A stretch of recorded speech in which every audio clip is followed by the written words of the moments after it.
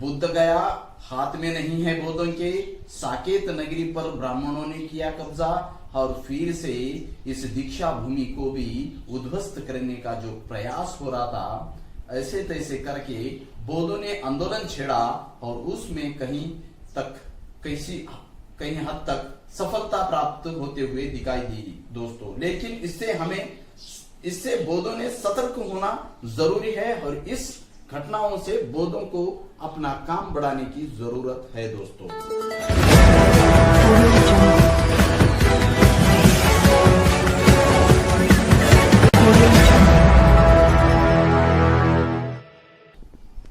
जय भीम दोस्तों, मैं सत्यपाल, आप देख रहे हैं द मूक नायक में आपका स्वागत है।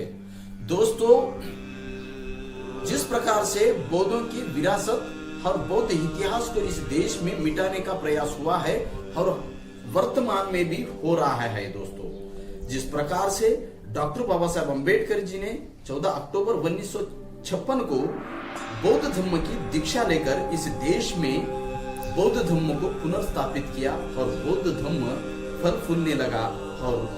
लोग तेजी से बुद्धिज्म की ओर बढ़ने लगे। 256 से लेकर आज तक का दौर देखिए, इस देश में बुद्धिज्म ने अच्छी भरारी लेते हुए आपको दिखाई देगा। लेकिन उस दौरान मनुवादियों का इस बौद्ध दीक्षा भूमि पर भी ब्राह्मणों का कब्जा करने का प्रयास चालू हो रहा था दोस्तों। जो कमेटी के लोग बिके हुए, उस कमेटी के लोगों ने ही गद्दारी करके दीक्षा भूमि को भी बेचने का प्रयास किया। जागरूक बौद्ध अनुयायियों ने वहां पर उस आक्रमण जो हो रहा था उस काम को रुकाया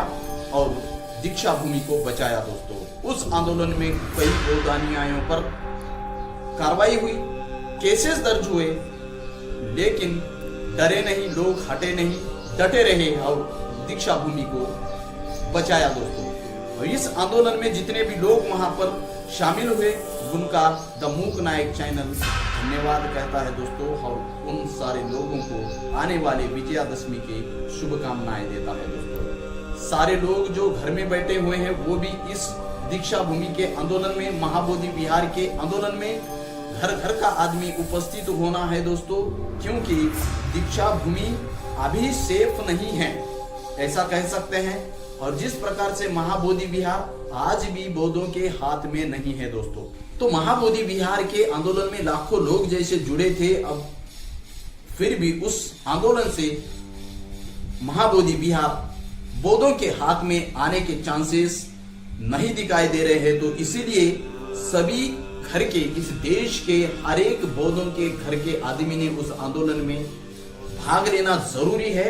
और अपना सहभाग वहां पर देना जरूरी है दोस्तों, क्योंकि ये बौद्धों की अस्मिता की लड़ाई जो 17 सितंबर 2024 को जो पटना में हुई थी, लाखों की संख्या में लोग वहां पर आए थे, लेकिन इसके आगे भी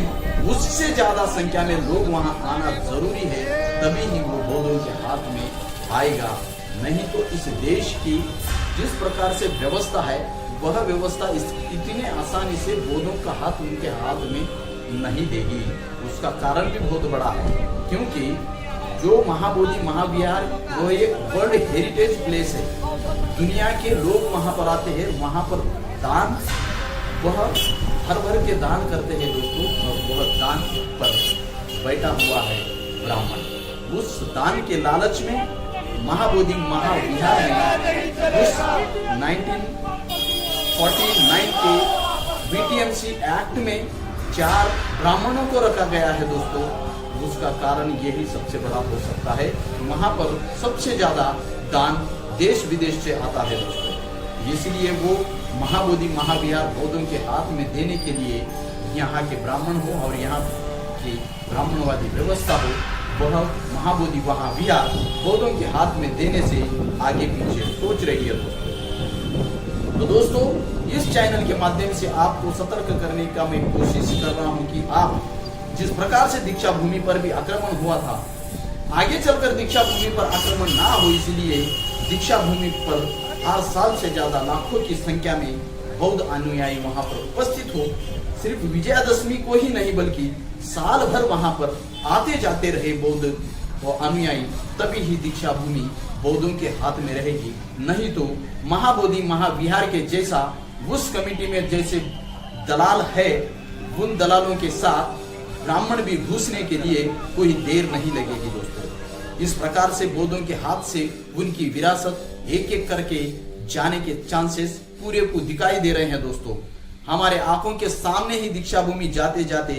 बौद्धों ने उसे थोड़ा बहुत संभाला है दोस्तों, लेकिन अभी भी गारंटी नहीं है कि दीक्षा भूमि पूरी तरह से विमुक्त हो गई है दोस्तों। इस प्रकार से बौद्धों को इस देश में टारगेटली उनके स्थलों पर कब्जा किया जा रहा है। टारगेटली बौद्धों को इस देश में बौद्ध को विष्णु का अवतार बिताकर बौद्ध के विहारों पर कब्जा किया जा रहा है, और बौद्धों के विहारों को कहीं विष्णु का मंदिर बताया जा रहा है, तो कभी कहीं राम मंदिर बताया जा रहा है, तो कहीं शंकर का मंदिर बताया जा रहा है दोस्तों। इसलिए बौद्धों ने अपना काम और बौद्धों ने अपनी जिम्मेदारी को ज्यादा बढ़ाने की आवश्यकता है दोस्तों। जो बीटीएमसी के एक्ट के खिलाफ जो महाबोधि महाविहार मुक्ति आंदोलन जो छेड़ा है, उस आंदोलन में सभी भारत देश के सभी अनुयायी ने बढ़ चढ़कर हिस्सा लेना वह बौद्धों की परम कर्तव्य है दोस्तों। आप देखिए इन वीडियो को, इस प्रकार से महाबोधि महाविहार में यहाँ पर पूरा का पूरा हिंदुईकरण उसका कर दिया गया है दोस्तों। भले ही वो बौद्धों का विहार दिख रहा है, लेकिन वहां पर पूजा पाठ ब्राह्मणों की होती है। वहां पर जिस प्रकार से पूजा अर्चना जो पाखंडवाद फैला हुआ है, आप आपसे नजरिए से देखिए, जिस प्रकार से मोक्ष प्राप्ति के लिए वहां पर लोग जा रहे हैं, वो तो बुद्ध ने तो मोक्ष प्राप्ति को, ईश्वर प्राप्ति को ठुकराया है, बौद्ध ने तो आत्मा परमात्मा स्वर्ग नरक को ठुकराया है, और उसी जगह जो ये सारा पाखंडवाद चल रहा है। आप देखिए पिंडदान का कार्यक्रम यहाँ पर किस प्रकार से चल रहा है दोस्तों, और यहाँ पर अंदर जाने वाले बौद्धों को निकाल दिया जाता है, और जिस प्रकार से वहाँ पर पाखंडवादी लोग आते हैं उनको पूरी छूट दी जाती है, और वह खुले आम वहाँ पर बिना डरे जो वहाँ पर पाखंडवाद और वहाँ पर जिस प्रकार से पिंडदान करते हैं दोस्तों, यह बौद्धों के लिए तो बहुत ही प्रकार से बौद्धों के विहार पर कब्जा होकर जिस बुद्ध विहार में सारे देश विदेश से लोग आते हैं, फिर भी वहां पर इस प्रकार से हो रहा है। और इसी कारण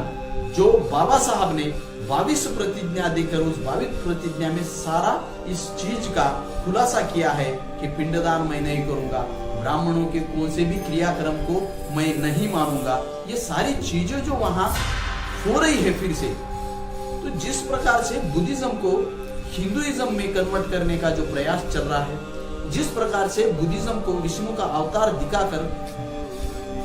तो बुद्धिज्म को ये सारे षड्यंत्र कर बुद्धिज्म को समाप्त करने की कोशिश चल रही दोस्तों। इसलिए कि अगर बुद्ध इस देश में जागा, अगर इस देश में बुद्ध फिर से खड़ा हो गया, तो इस देश का पाखंडवाद समाप्त हो जाएगा, और इस देश में ब्राह्मणों की रोजी रोटी बंद हो जाएगी, और ब्राह्मणों की दुकान बंद हो जाएगी दोस्तों। इसीलिए इस देश के लोगों को, इस देश के बच्चों को, नवयुवकों को बुद्ध को पढ़ाया नहीं जाता। इस देश के विहारों पर कब्जा किया जा रहा है, और वहां पर देव देवती का रूप देकर इस देश के विहारों को पूरी तरह से हिंदुत्व में कन्वर्ट किया जा रहा है, और इस देश में बुद्धिज्म को नष्ट किया जा रहा है दोस्तों। इस प्रकार से अन्य जानकारी के लिए जुड़े रहिए द मूक नायक के साथ। द मूक नायक आपकी आवाज बनेगा।